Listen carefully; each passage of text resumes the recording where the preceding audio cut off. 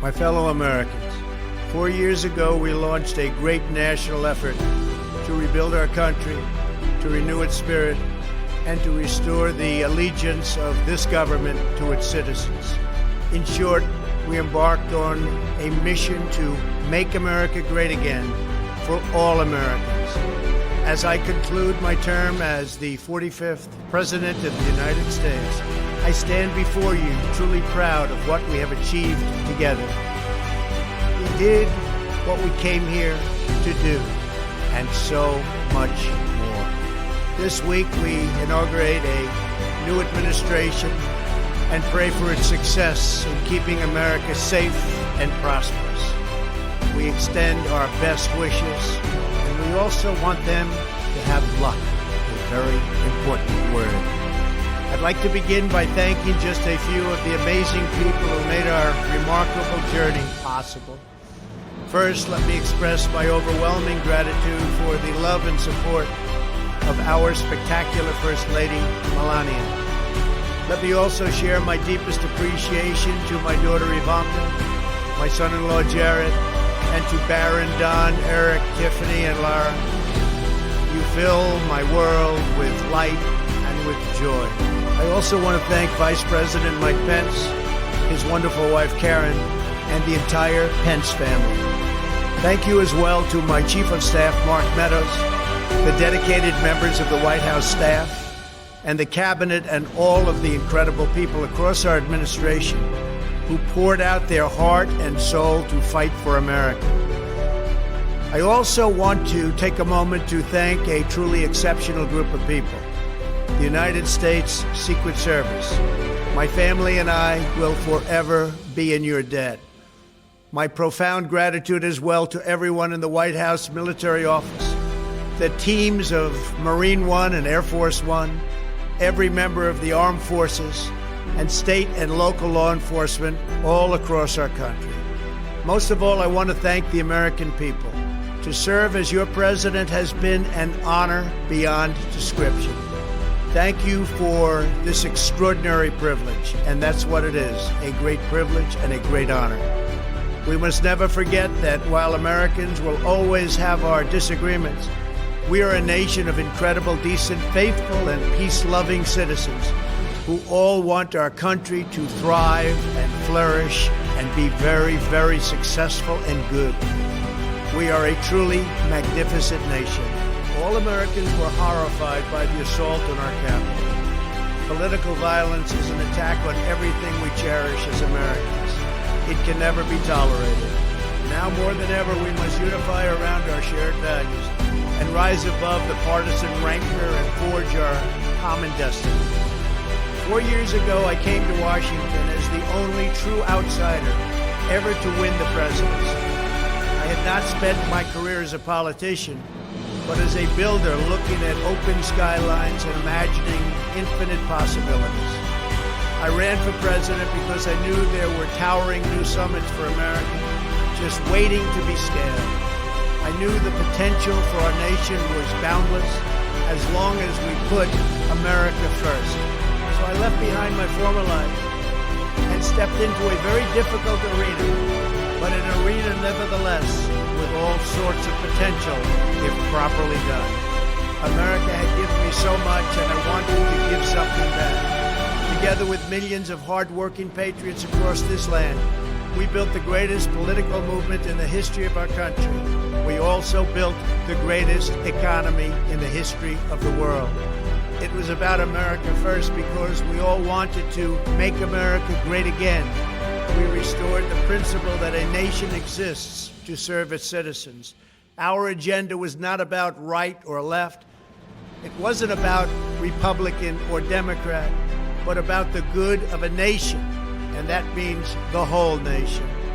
With the support and prayers of the American people, we achieved more than anyone thought possible.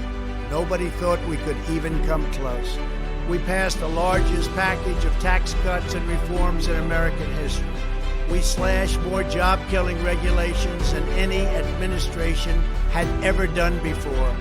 We fixed our broken trade deals, withdrew from the horrible Trans-Pacific Partnership and the impossible Paris Climate Accord, renegotiated the one-sided South Korea deal, and we replaced NAFTA with the groundbreaking USMCA.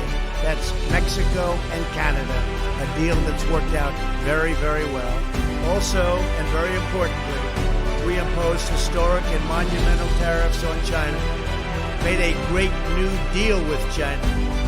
But before the ink was even dry, we and the whole world got hit with the China virus. Our trade relationship was rapidly changing.